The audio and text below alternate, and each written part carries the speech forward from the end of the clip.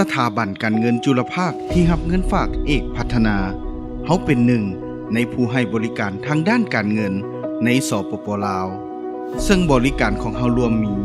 บริการเงินฝากบริการเงินกู้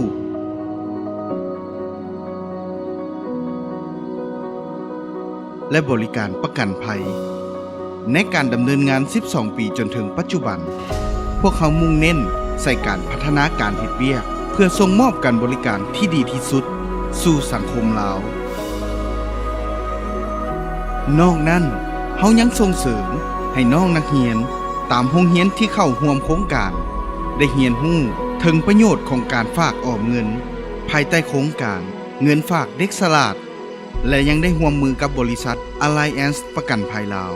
ออกผลิตภัณฑ์เกี่ยวกับเงินกู้นั่นก็คือประกันชีวิตเงินกู้เพื่อให้ลูกค้ามีหลักค้ำประกัน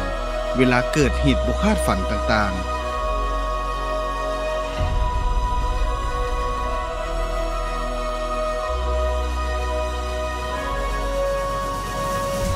พวกเขาพร้อมสร้างพร้อมพัฒนาเพื่อนำบริการที่ดีที่สุดสู่สังคมลาวเอกพัฒนาพวกเขาพร้อมเคียงข้างทุกอาชีพของคนลาว